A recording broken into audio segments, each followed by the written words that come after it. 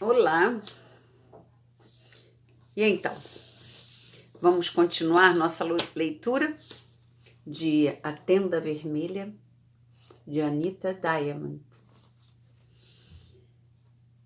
E estamos no capítulo...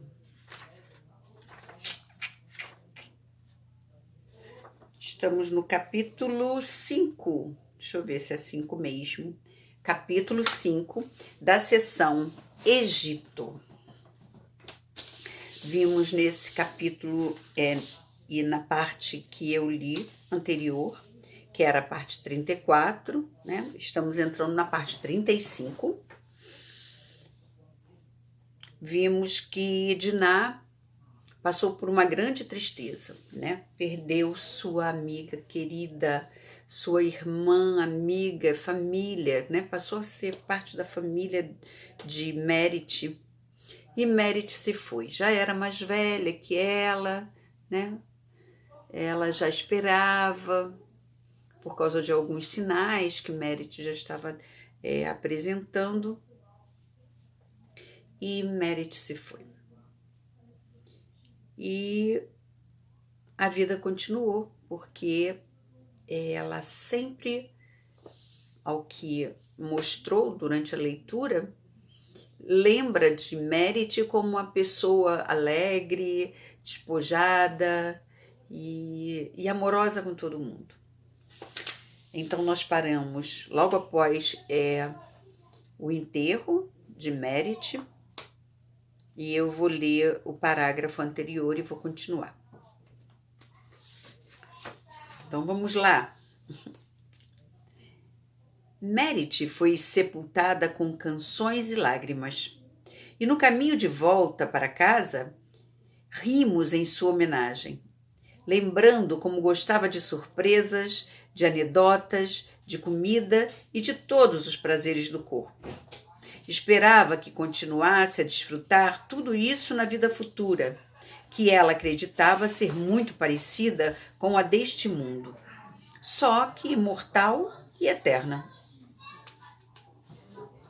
Naquela noite, sonhei com Merit e acordei rindo de algo que ela me havia dito. Na noite seguinte, sonhei com Bilá e acordei com o rosto banhado de lágrimas que tinham o sabor dos temperos de que minha tia colocava na comida. Na outra noite, sonhei com Zilpá. E sonhei que Zilpá... Desculpa, vou começar de novo. Na outra noite, Zilpá veio ao meu encontro e voamos pela noite escura, 2 gaviões fêmea. Quando o sol se pôs, mais uma vez, sabia que encontraria Raquel nos meus sonhos. Ela estava tão linda quanto eu me lembrava e havia sido. Corríamos sob uma chuva morna que me deixava limpa como uma criança de colo. E quando acordei, meu corpo tinha o aroma do banho com água de poço. Esperei ansiosa por meu sonho com Lia, mas ela não veio na noite seguinte e nem na outra. Só na escuridão da lua nova fui visitada por minha mãe verdadeira. Era a primeira vez que meu corpo deixava de dar à lua o que lhe era devido. Já não poderia mais conceber. E minha mãe, que tivera tantos filhos, viera consolar-me. Agora, você é mais velha, disse mansamente. É a avó e detentora da sabedoria. Presto-lhe homenagem, disse minha mãe Lia, encostando a testa no chão à minha frente. Levantei-a e ela se transformou em uma criança. Segurei-a em meus braços e pedi-lhe que me perdoasse por um dia ter duvidado de seu amor. Senti que ela me perdoava por causa do pleno regozijo de meu coração. Na manhã seguinte ao sonho de Lia, visitei a tumba de Merit e fiz uma libação com vinho, agradecendo-lhe por mandar minhas mães de volta para mim mais uma vez. Com a morte de Merit, tornei-me a mulher sábia, a mãe, a avó e até a bisavó dos que estavam à minha volta. Chifirê, a nova avó, e Kia, prestes a casar, acompanhavam-me sempre que saía para fazer partos. Aprenderam o que eu tinha para ensinar e logo estavam indo sozinhas livrar as mulheres do medo e da solidão do parto. Minhas alunas transformaram-se em irmã e filha. Nelas encontrei água nova da fonte que eu achei que ficaria seca para sempre, depois da morte de minha Merit. Passaram-se meses e anos.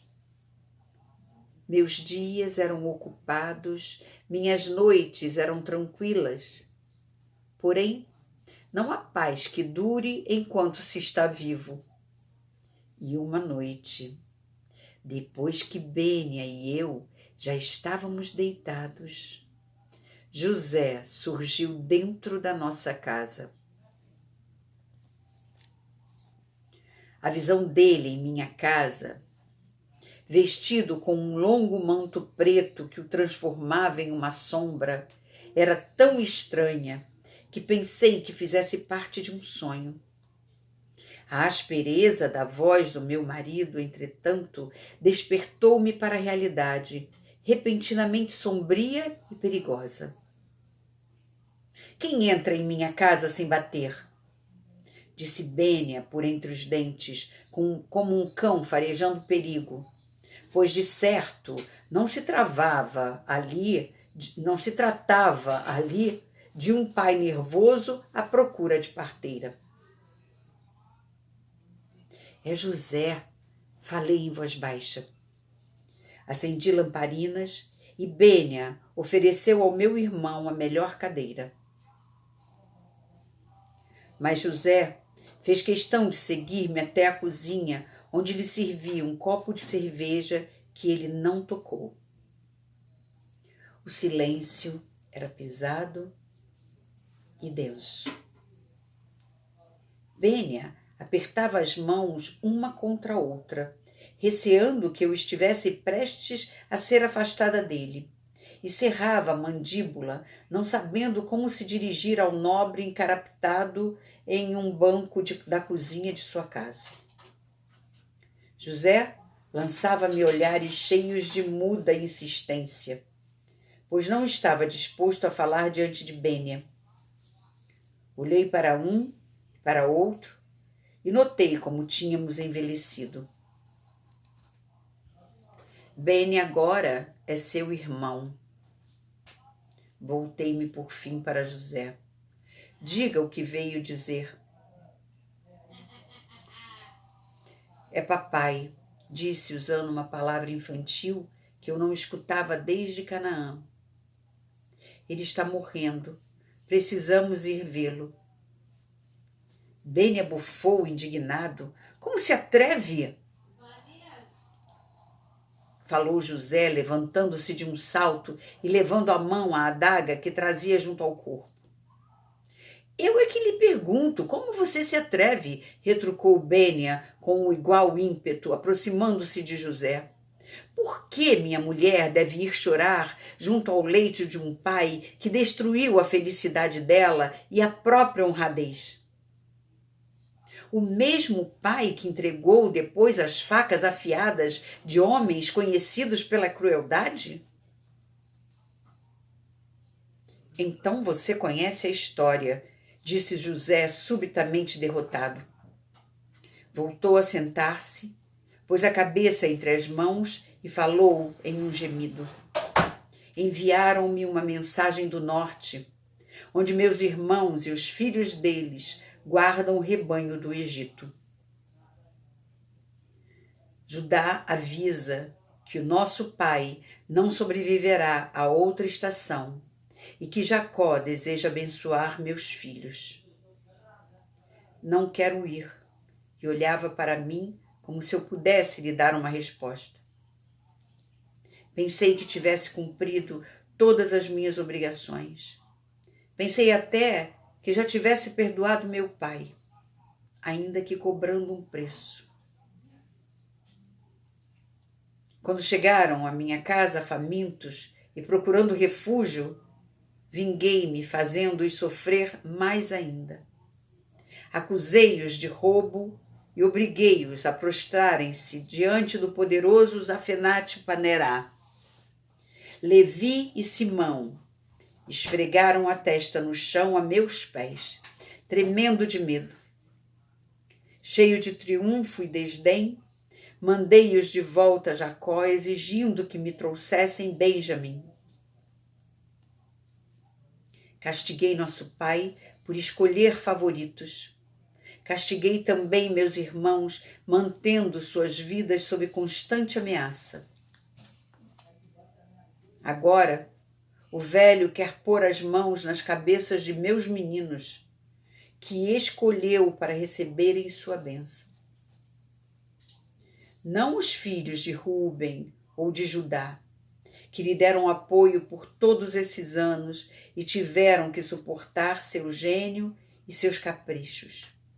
Nem mesmo os filhos de Benjamim, o mais novo. Conheço o coração de Jacó. Pretende espiar os erros do passado, abençoando meus filhos. Mas temo pela vida deles com tal direito de primogenitura. Vão herdar amargas lembranças e estranhos sonhos.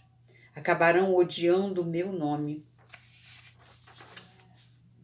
José continuou suas queixas enquanto Bênia e eu escutávamos. As amarguras do passado agarravam-se a ele, presas entre as dobras de seu longo manto negro. Debatia-se nelas como um carneiro se afogando. Enquanto falava sobre épocas de fartura e de escassez, sobre solidão e noites insones, sobre como a vida o havia maltratado, eu procurava nele o irmão de quem me lembrava. O companheiro de folguedos que escutava as palavras das mulheres com respeito e que outrora me considerava sua amiga. Mas não encontrei nada naquele menino, no homem ensimesmado que estava à minha frente, e cuja disposição de espírito e o tom de voz pareciam piorar a cada momento. Sou fraco, disse José. Meu rancor não diminuiu, nem meu coração se compadece de Jacó, que ficou cego, tal como seu pai antes dele. No entanto, não posso dizer-lhe não. Mensagens se perdem, falei em voz baixa. Às vezes, os mensageiros são vítimas de emboscadas pelo caminho. Não, replicou José. Essa mentira acabaria me matando. Se eu não for, vai perseguir-me para sempre. Irei e você irá comigo, disse José, de repente falando com o jeito incisivo dos homens habituados a exercer o poder. Não procurei esconder meu desagrado pelo tom que usara. E quando se deu conta do meu desprezo, José abaixou a cabeça envergonhado. E então meu irmão curvou-se e encostou a testa na poeira do chão da cozinha do marceneiro e pediu desculpa a mim e a Bênia. Perdoe-me, irmã. Perdoe-me, irmão. Não desejo ver meu pai morrendo. Não tenho vontade nenhuma de vê-lo. Entretanto, não posso desobedecer-lhe. É verdade que poderia obrigá-la a ir comigo, minha irmã, e por nenhum outro motivo a não ser o de segurar minha mão. Mas isso lhe será igualmente proveitoso. Levantou-se e recuperou a postura de Zafenat Panerá. Vocês serão meus convidados, disse ele envolvente.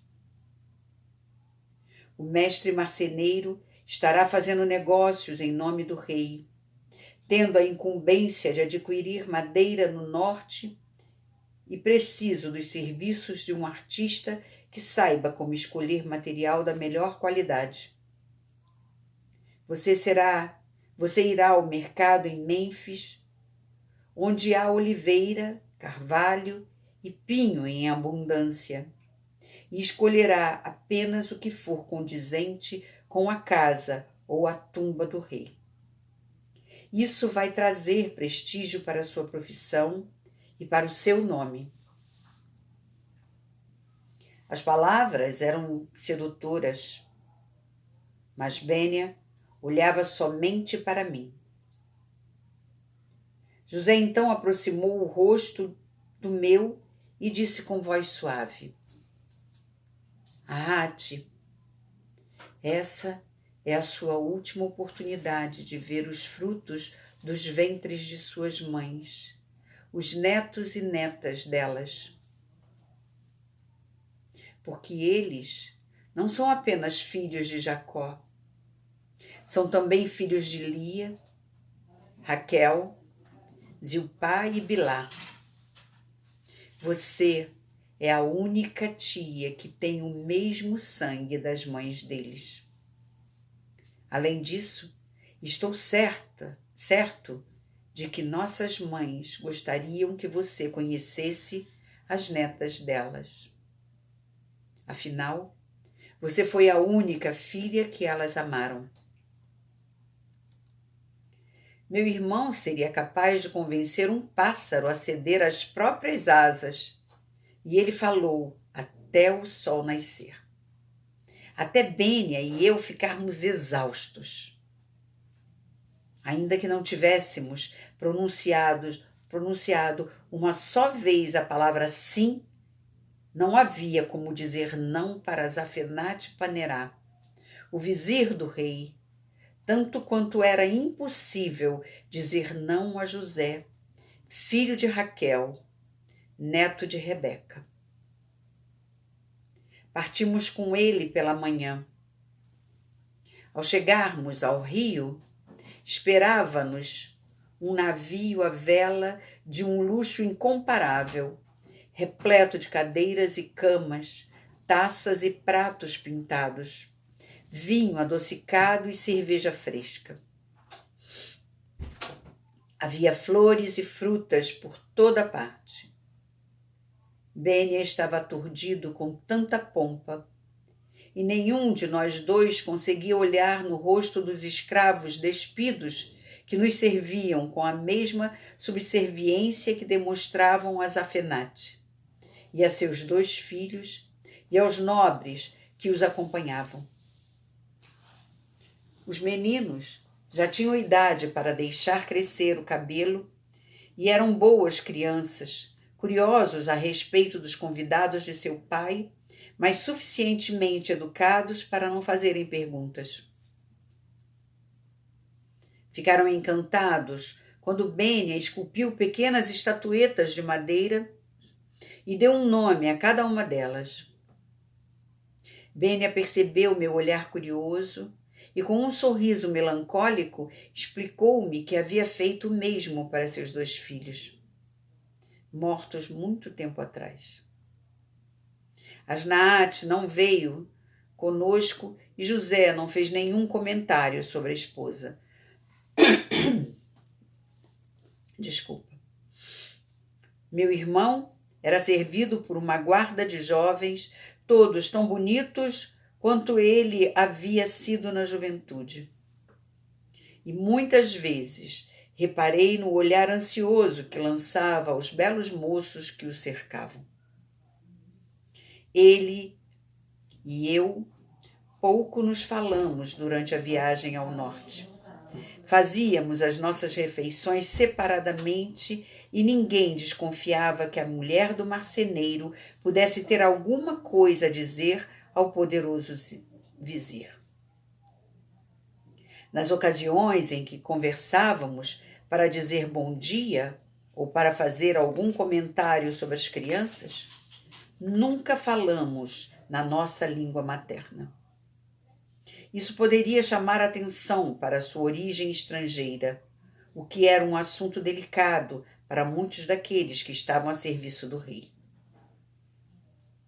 José manteve-me sempre distante de todos na proa do navio, sob um esplêndido toldo, envolto em seu manto escuro. Se estivesse desacompanhada, talvez eu tivesse feito o mesmo, e passaria o tempo revivendo a viagem que me levara para a casa de Nactirê, onde me tornara mãe, e pensando também na perda de meu filho. Se não fosse por Bênia, estaria pensando no encontro iminente com meus irmãos e reabrindo todas as antigas feridas do meu coração. Porém, Bênia estava sempre por perto. E meu marido estava fascinado com as cenas de uma viagem que para ele era como se fosse a dádiva de uma vida a mais. Chamava minha atenção para as velas do navio cheias de vento, ou quando o ar estava parado para a harmonia e o ritmo dos remos. Nada lhe passava despercebido.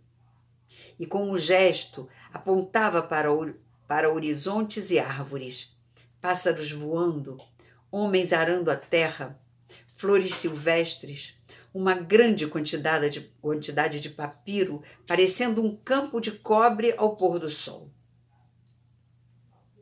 Quando avistamos uma manada de hipopótamos, ele ficou tão entusiasmado quanto os meninos de José, que se acotovelaram ao seu lado para ver os filhos de Tauarete banharem-se com grande espalhafato e ruído em meio aos caniços da margem.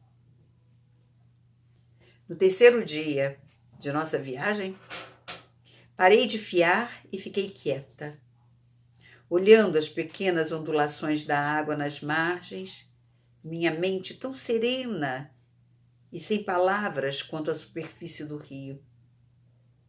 Respirei o cheiro de terra preta do rio e escutei o som da água no casco do navio, igual ao de uma brisa constante.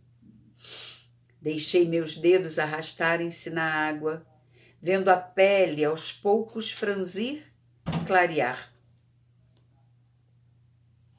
Você está sorrindo, disse Bênia quando deu comigo.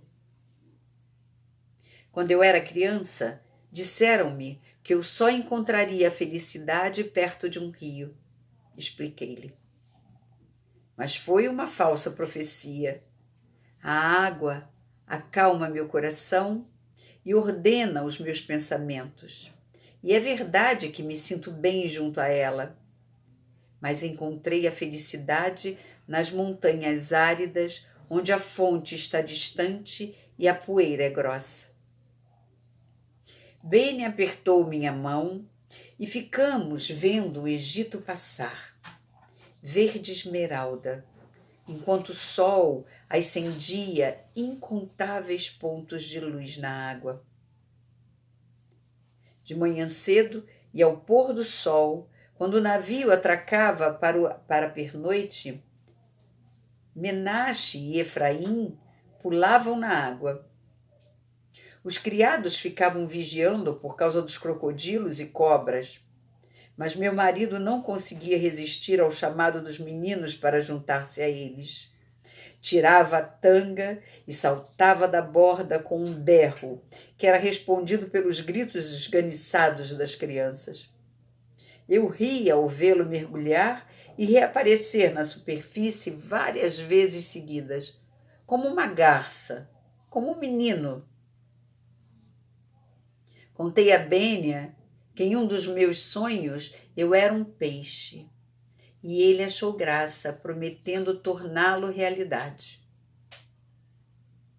Então, uma noite, sob a lua cheia, Bênia colocou um dedo sobre os meus lábios e conduziu-me até a beira da água. Calado, fez sinal para que eu deitasse de costas em seus braços e segurou-me sem qualquer esforço, como se eu fosse tão leve quanto um bebê e ele fosse tão forte quanto 10 homens. Com carinho, persuadiu-me e deu-me coragem até que inclinei a cabeça para trás, abri as mãos e deitei-me na água como se estivesse em uma cama. Quando consegui relaxar, meu marido soltou-me pouco a pouco e senti apenas as pontas de seus dedos em minhas costas, enquanto o rio me amparava e o luar transformava a água em prata líquida. A cada noite eu ficava mais ousada. Aprendi a flutuar sem o apoio das mãos de meu marido e depois a me movimentar de costas, olhando a lua minguante. Ele me ensinou como permanecer na superfície e nadar como os cães, agitando as pernas e braços na água com todo vigor. Ria e bebia água. Era a primeira vez que me divertia, fazendo travessuras de criança desde que meu filho era bebê. Quase ao final da viagem para o norte, acabei aprendendo a mergulhar a cabeça e até a nadar ao lado de Bênia. Mais tarde, em nossa cama, contei-lhe sussurrando sobre a primeira vez que vira alguém nadar no rio que havia em nosso caminho desde Harã. Eram egípcios, disse eu, lembrando-me das vozes. Gostaria de saber se estariam comparando a água daquele rio com a deste, como estou fazendo agora. Nossos corpos se voltaram um para o outro e fizemos amor em silêncio como os peixes e dormimos como crianças sendo acalentadas no seio do grande rio, fonte e plenitude. Em Tanis, deixamos o rio para trás e seguimos viagem para as colinas, onde viviam os filhos de Jacó. No Egito, os fazendeiros e até os curtidores de couro gozavam de mais prestígio que os pastores, cujo trabalho era considerado a mais baixa e repulsiva das ocupações. Oficialmente, o motivo da viagem de Zafenat-Panerá era o de fazer a contagem do rebanho e escolher os melhores animais para serem levados à mesa do rei. Na verdade, essa era uma tarefa aquém do seu posto, um tipo de trabalho normalmente confiado a um escriba mediano. Mas, de qualquer forma, servia como desculpa para o meu irmão visitar os parentes que não via fazia 10 anos, desde que lhes concedera abrigo por ocasião da escassez em Canaã. Viajar com a caravana de Zafenat-Panerá em nada se parecia com as viagens da minha infância. Meu irmão era transportado em uma liteira pelos carregadores militares, e seus filhos vinham atrás, montados em jumentos. Bênia e eu, que íamos a pé, éramos cercados de criados que nos ofereciam cerveja fria e frutas ao menor gesto da mão para fazer sombra sobre os olhos. À noite, descansávamos em colchões altos sob tendas muito brancas. O luxo não era a única diferença. A viagem era muito silenciosa, quase sem ruído algum. José ia sozinho, a testa enrugada, os nós dos dedos brancos nos braços da cadeira. Eu também me sentia apreensiva, mas não havia jeito de conversar com Bênia sem ser ouvida pelos demais. Só os filhos de José estavam despreocupados. Menaxe e Efraim chamaram os jumentos de Upim e Mupim e inventavam histórias sobre eles. Jogavam uma bola de um lado para o outro e riam, reclamando que seus traseiros estavam roxos de tanto cavalgar. Não fosse por eles, talvez esquecesse o que era sorrir. Depois de 4 dias, chegamos ao acampamento dos filhos de Jacó. Fiquei impressionada com o tamanho dele. Havia imaginado um grupamento como o de Chexém, com umas 10 tendas e mais ou menos 20 fogueiras para a cozinha. Aquele, porém, era um verdadeiro povoado. Muitas mulheres, com as cabeças cobertas, andavam apressadas de um lado para o outro, carregando cântaros de água e lenha para o fogo. O choro das crianças elevava-se em meio ao som das palavras em minha língua materna sendo faladas, gritadas ou mesmo cantadas em pronúncia, ao mesmo tempo familiares e desconhecidas. Mas foram os cheiros que me levaram às lágrimas. Cebolas sendo fritas em azeite de oliva, o cheiro de almíscar e poeira dos rebanhos misturado ao aroma de pão assando. Só a mão de Bênia na minha impediu que eu me descontrolasse. Uma delegação composta pelos líderes da tribo veio ao encontro do vizir, seu parente. José enfrentou-os com um filho de cada lado e cercado por seus belos guardas. Atrás deles vinham criados, carregadores, escravas e, meio afastados, um marceneiro e sua esposa. O rosto de José estava quase branco de ansiedade, mas ele mostrava os dentes em um sorriso largo e falso. Que aventura, hein? Não pensei, não me lembrava, quando li o livro há uns anos atrás, que Diná teria voltado à casa de Jacó. Estou apreensiva para relembrar que rumo isso vai tomar. Que rumo vai tomar toda a serenidade, todo o perdão, todo o passado que Diná deixou para trás.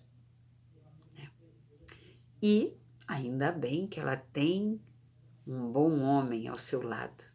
Bênia está se mostrando um grande companheiro, não é mesmo? Então, ficamos aqui. Fiquem bem, resilientes, amáveis, gentis. Se tiver vontade de gritar, grita. Afinal, estamos em isolamento, né? Não podemos também resfriar tudo. Vamos ficar bem. Se Deus quiser e Ele quer. Um grande e forte abraço. Até a próxima.